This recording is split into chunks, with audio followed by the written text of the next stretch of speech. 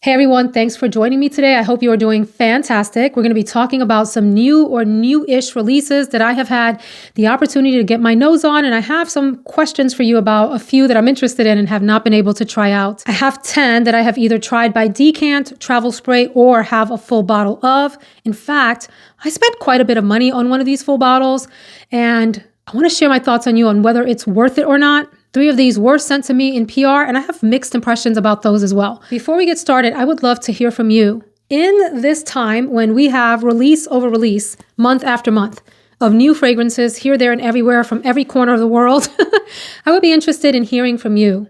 If you had your druthers, if you could wave your magic wand and have a fragrance come out onto the market that is of your choosing, what would it smell like? Can you name 3 primary notes? Maybe 1 or 2, but no more than 3 primary notes that you think this dream fragrance in your mind should have. And let me know too if it's something that would be for warmer weather or cooler or colder weather, and if it's a daytime or nighttime fragrance. Let's come right out of the gate with one that I think was maybe one of the most anticipated perfume releases of 2025. Valaya Exclusif by Parfums de Marly. So when the OG was released, what was that, like a year and a half or so ago, maybe 2 years ago, I don't quite remember. That one took the perfume world by storm, particularly on social media. People either loved it or were really repulsed by it. It's a heavily sort of citrus, floral, crisp, clean, laundry, musky fragrance. And it took me a while to warm up to it. I do have a full bottle and enjoy it quite a bit. It is a powerhouse of a fragrance. So I'm like, what is the need to release an exclusive version? I was very interested to see what the tweaks would be. And the lovely Liz and Naturally Liz also sent me a pretty generous decant of the fragrance as well. I've had an opportunity to try it. I've worn it overnight. I didn't do a full day wear on it, but I did wear it overnight, and they gave me a good opportunity to see how it played on my skin and everything. So from my perspective, here is the only difference between the Exclusive and the OG. The Exclusive has an almond note and a powdery texture to it. So it's a little bit denser even, if you can believe that, in my opinion, than the OG version. And it has a tad bit more maturity than the original because of the addition of that almond note, which honestly to me comes across more as like a creamy powder type of texture than almond itself. I mean, I love almond in fragrances. I think it's fantastic to add just like a slight gourmand touch, and it can be really sensual in fragrances. I don't think it's that way in the Exclusive version. I think this is really quite nice. I enjoyed wearing it the night that I wore it because it dries down so similar to the original, and I prefer the sort of crisp brightness of the original, the laundry tones of that one more. I will stick with that one versus the Exclusive. If you like a sort of creamy tone to a fragrance, if you like powderiness and you like the OG, you may want to venture in to try Exclusive and see what you think. By the way, all of the fragrances will be linked down in the description box with links to purchase if you are interested. Let us go next to one that is not quite new, but because, well, new this year. But I mean, in terms of like the speed of releases for fragrances, this probably feels like old news.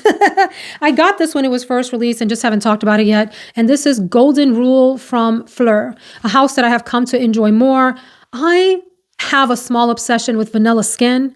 Both the perfume version and the body spray version. I have Somebody Would, I have Heavy Cream, and I have Missing Person, and all of those are fabulous. Vanilla Skin is by far the big winner from the house for me. So let's talk about Golden Rule. Do I like Golden Rule or not? I do, but I have to tell you, this was one of those fragrance experiences where I said to myself, you and I have met before. We know each other well. It's like we met in a previous life. So I had to look up, what does this remind people of? Because what came to mind for me was Prada Paradox and all of its flankers, like it was some version of those. And lo and behold, when I go over to Fragrantica and the Reminds Me of section, apparently people agree with me. So yes, to this fragrance, it's really lovely. I haven't even gotten the original. Well, let me think about this. I have not gotten the original Prada Paradox, not because I don't like it. I think it is a fabulous fragrance. I have been turned off by the bottle shape. I get really irritated with bottles that sort of sit on their side or have weird shapes and they look funky among the collection. I like for my perfume bottles to look like little soldiers, little smell good soldiers that are waiting in line for their turn to be worn. And when something sticks out like a sore thumb because it is oddly shaped or sits on its side or its back or something, I don't know, it just kind of messes up the aesthetic. I know, first world problems and all of those stupid things, right? So I was going to say, I haven't even gotten the original Prada Paradox, and maybe I need to go back to that. But this is just as good. So, and I like these bottles. Maybe I'll get this if I finish the travel spray. I do want to finish the travel spray and decide if I want the other one. I feel like this is a warm floral with like almost like cooked fruits. There's a pear note here, and it reminds me a lot of like the same kind of cooked sweet pear that is in La Belle and La Belle Le Parfum. This definitely has heaping doses of vanilla. I feel like it's vanilla heavy. It's supposed to be coconut in the fragrance, and I feel like there's something very creamy here. Floral, creamy, comforting, and bright at the same time. I also feel like it smells very solar in nature. I could see this going really well summer to spring. You know what else this reminds me of? A little bit of the warmth of Guerlain Terracotta with like the vanillic floral part of Libre Intense, not the lavender part. I don't smell any lavender in here. I'm just trying to paint a picture of the kinds of pieces of perfumes that come together to form this. So I do like this. This is a winner of a fragrance. If I had to score it, well, let's go back to Valaya Exclusif. I would score Valaya Exclusif probably like a 7-ish. I would actually score this higher. Can you believe that? Golden Rule over Valaya Exclusif. I wasn't prepared to say that, but now that I'm in front of you and really thinking about it, I am going to give Golden Rule a higher score. I'm going to give this an 8. Wow. Here's what's really weird, friends. I was totally prepared to tell you that this isn't worth bothering with because of the Prada Paradox comparison.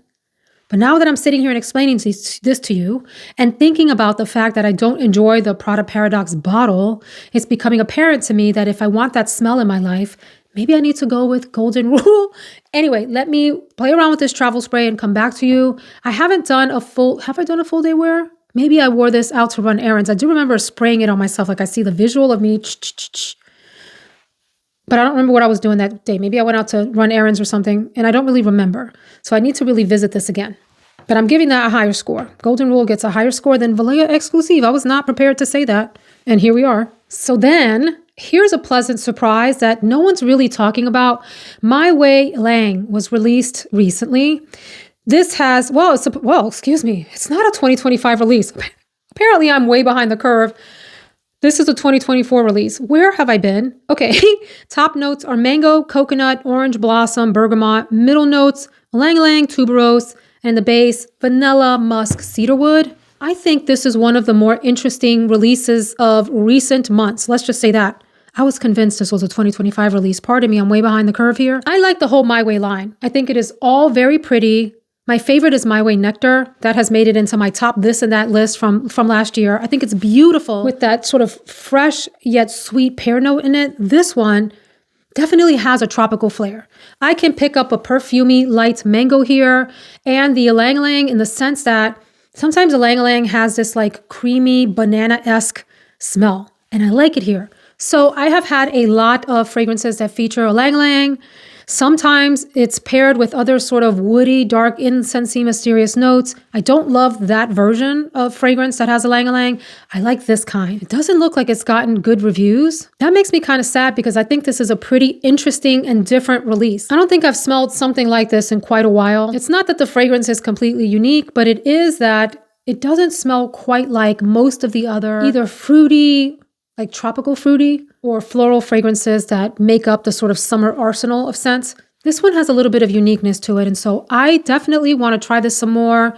Score for this, I mean, I feel like it's right there with Golden Rule, like in the 8 range in terms of its interesting factor and the fact that I think this is a mass appealing summer fruity sweet smell. You do have to like a sweet mango smell. It's not a thick mango smell. It's more like an interpretive, perfumey type of mango, and there is a creamy banana-esque texture in this from the ylang ylang, and then you definitely have the tuberose. So tuberose haters, this is not for you. You definitely pick up tuberose in here, but again, it's sort of soft, delicate, creamy, and blended in with those other floral and tropical touches so well that this is really nice. I want to go next to another highly anticipated release here. I don't think this was teased. I think this was just dropped. Maybe I just don't remember the marketing for it. It's from a house that I have really grown to enjoy and be very curious about, the House of Bo. This is their latest release and it's called Ave Maria. So these bottles are wicked expensive. This one is one that I purchased myself, not sent in PR. I sure do wish it was because it was a pretty penny. I think these were between $3.40 and $3.50, somewhere in there. I ended up getting a discount. I forgot to mention this from one of our friends in the audience, Rebecca. Hey girl, hey. High five. Thank you for the $50 discount. She had a code that she passed on to me and I was very grateful for it. Thank you. I got this, and then these come with a little travel spray when you purchase the full bottle. So I got a travel spray of Espiritu. The muse for this is Kathleen Lights. She is in the advertisements. This is another YouTuber for those of you that are not aware. She's younger. I want to say she's in her 30s now, mid 30s. Gosh, I have been watching Kathleen Lights since she started her channel. One of the most precious people on all of YouTube. Super fun to watch. And we've seen her like grow up on her YouTube channel. Really interesting young lady. Anyway, she's had a number of collaborations throughout the years, and it was exciting to see her collaborate with House of Bo. She looks beautiful in the advertisements. I'll try to pop some pictures up while we're talking. So I knew that I wanted to try this. I wasn't sure about the full bottle, but when that discount came through, I ran on over to House of Bo and checked this out. I have to say, when you read reviews or hear reviews of fragrances, it absolutely biases your experience with it. It's like you can't get out of your head other people's impressions of it. So before I purchased this fragrance, someone in a Facebook group said, it smells like straight Glade air freshener. And I almost did not purchase it because of that. And I want to say to that person, if they're watching my channel and that was you, I know what you mean. When you first spray this out, you do get a very Febreze scent in the air. It's like a Glade or Febreze floral fragrance when you first spray it. However, that quickly goes away. And I'm going to tell you what remains. I would describe this fragrance as a very fresh but sweet floral with a lightness to it.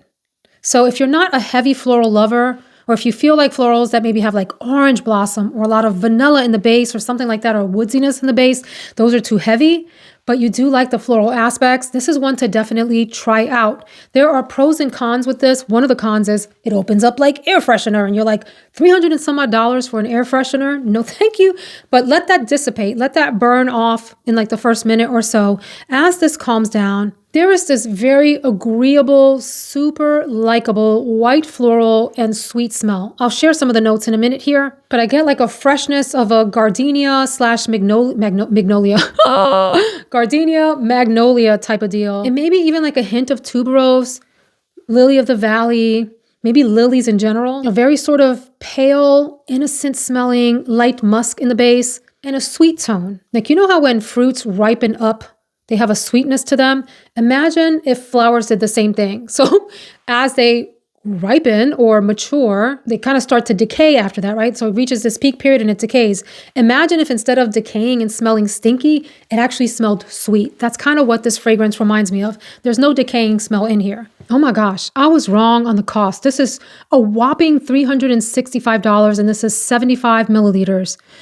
Ay, Dios mío. It's described as a fruity floral. I didn't even know there were fruity notes in here. Let's see what's going on. The description is that this is celebratory and ethereal. I'll give it that. It feels like a happy occasion fragrance. I could really see this as like a garden party type of fragrance, out to brunch in the springtime, wedding, as a guest. You're the guest at the wedding. Would a bride wear this? I could see this as a bridal scent too, yeah. Baby showers, any kind of spring occasions, Easter even, this would be a great Easter fragrance. Ave Maria captures the essence of magnetic beauty and luminous grace. Here are the notes: gardenia, cashmere, jasmine, raindrops. Isn't that nice? Raindrops. I want to talk about this cap in a second. Neroli, sweet pear. Maybe that's where the sweetness is coming from. Oakwood, Merlot wine, Napa leather. There is no leather in here. I don't really even get woodiness, and I definitely don't get any wine. I've seen other reviews on this where people talk about the Merlot wine note or chord or whatever. Nothing like that for me. This is, I love the word luminous. Maybe this could be described as a happy, luminous fragrance of fresh florals with sweetness. And it has this tenderness to it, which I appreciate. In a world of, I have a lot of florals, a lot of floral fragrances. I have very mature, heavy floral fragrances, matronly scents, and I have more innocent, doe-like fragrances, like Bambi florals, if you will. This is maybe a touch above Bambi floral, but it's still very sort of youthful in the way that it makes you feel. Not, youthful smelling, but there's a youthful feeling about this. But back to the raindrop thing. So one of the things about House of Bo is that they use caps that are made out of recycled materials. It can be granite or travertine or, some other kind of like stone type of material. This, I forget what this is made of, but it has this sort of turquoise see-through nature, which I think maybe connects to the raindrop idea and this sort of watery nature to the fragrance. I forgot to say that it has like this sort of watered effect to it. So is it worth $365? I don't know if it is or it isn't. I can't say definitively yes, and I can't say no either because it is unique in terms of the kind of floral that it is. I do want you to try it first though, particularly because of that Glade opening, and I don't want anybody to be turned off by that. I know a lot of viewers will not enjoy a fragrance if the very opening puts them off. So if you're not willing to wait past that, please skip this. If you are a little bit patient with your fragrances and don't mind waiting a minute, maybe even 30 seconds for that Glade nature to sort of burn off of this and for the beauty of this to start poking through, check this out. The other thing I will say in full transparency is I don't think I smelled myself for very long. That's not unusual with some of the fragrances from the House of Bo. Some last long and others feel like they go away within 4 to 5 hours or so. So I can't predict for you if you will like this fragrance. And with the Glade opening, or the fact that it maybe gets closer to the skin and doesn't project after a few hours, you have to make that decision for yourself. I think it is quite beautiful. I would score this fragrance, performance issue aside, probably an 8, also 8.5 even. And I definitely want to wear it this spring. So for me, it is worth it with a discount.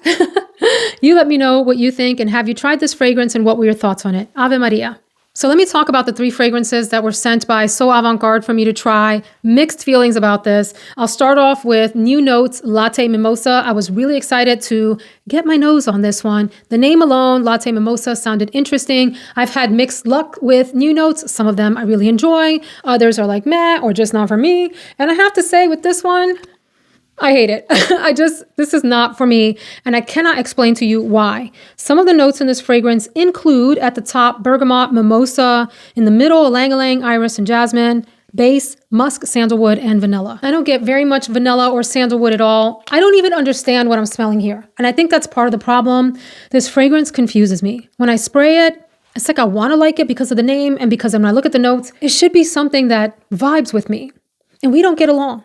You ever feel like that, like with a friend, someone that you think you're going to like, you start talking with them and trying to get to know them, and it becomes apparent after a few times of hanging out that despite the fact that you would like to like them, you're just never going to vibe the way you should as friends. That's how I feel about this. Do I think other people would like this? I don't know. It's been compared to Midnight Poison from Dior. Do I just remember that fragrance smelling differently? Because I would not associate this with Midnight Poison. That said, I have smelled dupes of Midnight Poison and thought the same thing. This doesn't smell like Midnight Poison. What is this? So maybe my recollection of Midnight Poison is wrong, and all of these other fragrances actually do smell like Midnight Poison. So if that's your zhuzh, if you're a Midnight Poison kind of person, check this out. I get powdery tones in here. I get irisy tones in here, and something else off-putting that I can't put my finger on that smells a little bit aggravating to me. Aggravating. Have you ever smelled a fragrance and you can't figure out when you look at the notes what it is, but there's just something there that just, it's not for you? That's how I feel about this. So I don't even want to score this because I dislike it and I think it's unfair. I'll just leave this to the side. I may put this in like my giveaway pile for a giveaway at some point in the year. So the second fragrance from So Avant-Garde is a medium for me. I'm not entirely sure how I feel about it, but I do want to share it with you for people that are fans of Christian Siriano. This is called Ula Rose. So here's my issue. And it's been my issue with this line and why I've been hesitant to try it. I don't enjoy these bottles. I do find them to be just over the top, a little gaudy, and I think it would stick out like a sore thumb among the collection. And I don't enjoy it. I will say my house is divided over this. Other folks in the house thought that this is a nice design. There was agreement that the cap being plastic was maybe not, it looked like a little bit like a toy. So that said, if you like pink and if you like these bottle shapes, they don't bother you. You also have to enjoy rose. Do check this out. I smell a very crisp, clean, linear rose. Simple with not a lot of base notes and something fruity in it too. So it's pleasant. I will give this a wear. I am not sure that this is something I want to wear a lot. because I have other rose fragrances that are very similar to this and in bottles that I enjoy. So in that sense, this one is not competing well with my other rose fragrances. If you like Christian Siriano, if you like these bottles, this color, and you like the idea of a very highly feminine, simple, fresh rose with a tiny bit of fruitiness in there, and I'll describe the type of fruitiness when I talk about the notes, you may want to check this out. So the notes in this fragrance at the top, pear, wild strawberry, pomegranate. I do get this sort of crisp, almost tart fruitiness in here. It's not like a sweet, deep, syrupy fruitiness. It's very light and slightly tart. In the mid, jasmine, peony, rose. I only get the rose. And in the base, vanilla, patchouli, amber, and musk.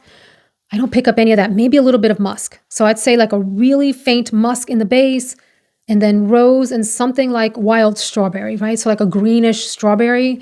It's not green, but like the tartness. Tart is not the right word. Underripened fruit. There you go. Underripened fruit.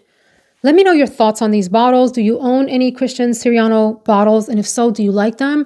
Let us know your thoughts in the comments. We don't all have to love the same things, but I do like to introduce new and different things to you. And then the winner from the ones that were sent from So Avant-Garde, a brand that I've hesitated to try because I don't love the colors on the bottles. Again, I know all this is really shallow, but just hang with me. This, I think the brand is pronounced Perroy, and it's MAHOGANYSUN. So another one that I wanted to try out. Now, on the description, the perfumer calls out sweet fig, radiant vanilla, sunny beach. So I would say this is like maybe an updated version of Guerlain's Terracotta or something like that. This definitely has a summertime feel to it, and it has a little bit of heaviness to it as a summertime fragrance. I mean, this is one, the scent profile would work well all year round. It's a very warm, solar smelling fragrance. It's so funny because before I looked at the notes, I didn't know that there was fig in here. And now that I know sweet fig, it's undeniable that that's the thing I'm smelling that I couldn't identify, like a sweet fig smell. I think there's more happening in here than what's listed. I feel like I get ylang-ylang and other tropical yellow florals. It's creamy and warm. Definitely get the vanilla in the base. It's really a neat fragrance. So I haven't done a full day wear on this. I've just tried it here and there on my skin and thought this is pretty interesting and I want to check it out. So MAHOGANYSUN. I want to quickly talk about 3 other fragrances that I've tried. One is Whipped Cherry by Clean. I've seen a lot of reviews of this and people really like this. I can see why. So I will say that the cherry in this fragrance is not very pronounced. You get cherry in the opening of it, but I feel like that goes away fairly quickly as a top note. And what you're left with is this whipped, airy, almost like sweet sweater weather comforting scent. It's for me the dry down that is more interesting than the opening. The fact that it's called Whipped Cherry, I think maybe it's misnamed because the cherry is so fleeting in this, in my opinion. Again, I only did like a quick try in a store. I will say that this sort of reminds me of Heavy Cream from Phlur in the sense that there is something sort of milky in this fragrance. It has the same kind of milkiness that Blanche Bête does without the heaviness of the Blanche Bête scent. I mean, that one is a pretty dense scent. This one isn't quite as dense. Whipped Cherry is more airy. It's more light. It sits higher in the atmosphere perhaps than Blanche Bête, which is dense, you know, heavy. And I love Blanche Bête too. But this is closer to Heavy Cream from Phlur than Blanche Bête to me. But there is a milkiness, a whipped nature to it. It's airy, it's warm, it's sweet. And so I like this. I don't know if I'm interested in a full bottle because I have other fragrances in my collection, like Heavy Phlur. I have that kind of scratch the same itch if you don't have something like that. And the idea of that scent, something light, whipped, a little milky, warm, cozy. If that's for you, definitely check this out. Very pretty scent on the dry down, and forget the fact that it's called Whipped Cherry because the cherry, it goes away quickly. Then I want to quickly talk about Marc Jacobs Daisy Wild Intense. So I've had a love affair with the original Daisy Wild. That sounds weird to say original because there's been 10,000 iterations of Daisy itself, right? But Daisy Wild that came out, whatever it was, last year or the year before, I don't even remember. I think it was last year. I think it was 2024, right? Anyway, I really like the original. Now, I have to tell y'all, this Wild Intense, I sprayed this in Sephora. So keep in mind, I haven't done a full wear of this. And so my impressions of this are very limited. I smelled very quickly and very distinctly sweet plantains. My husband did too. I was like, oh my God, this is a sweet plantain smell. That eventually faded off. And what you're left with for me is something like the original Daisy Wild. So there's this floral nature to it. It's green and has this sort of creamy happiness, and it's dense. Daisy Wild, Intense is a denser version in the dry down than the original, kind of like Valaya Exclusif is to the original, the same kind of thing. And I think it's great. I don't need this or want it because I have the original Daisy Wild and that scratches enough of this kind of itch for me. If I run out of Daisy Wild, the original, I may go ahead and pick up the Intense next. And then I need your thoughts because I haven't had a chance to try these three.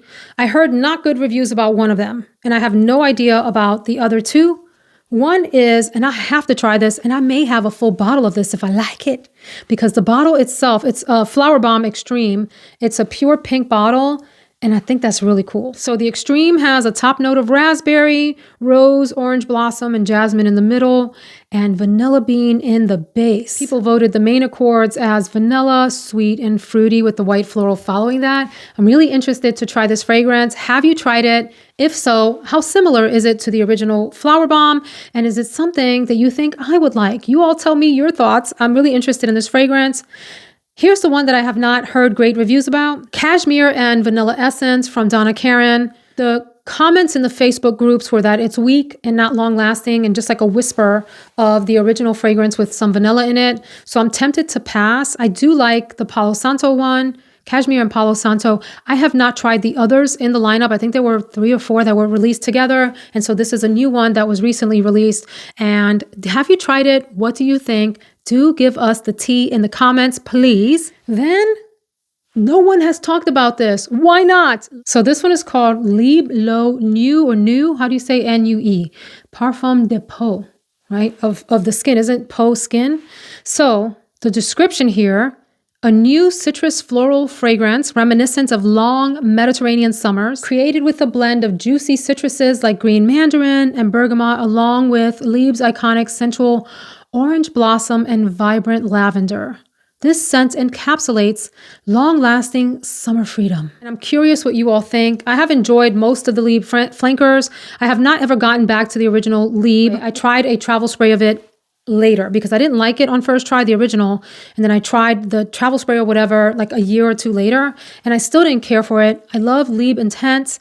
I do have the whatever the next version was called, Libre Extreme or Parfum, whatever that one is. I have that in my collection now. I sold my Libre Intense because those were similar enough to me. I have Libre the Platine flanker in the silvery metallic looking bottle. Love that bottle, so pretty. And I'm very curious about this one. I think the bottle is gorgeous. I love that YSL jeweled emblem on the outside. I think that's just like a brilliant packaging idea. Let me know if you have tried that, and if so, does it deliver on the promise of smelling like a long, everlasting Mediterranean summer? And before we go, are there any other new releases that you think the audience should know about, that you have tried or that you're curious about? Do let us know in the comments. Thank you so much for hanging out with me and chatting or maybe gossiping about these new fragrances. Appreciate you. Take care. I'll see you in the next one.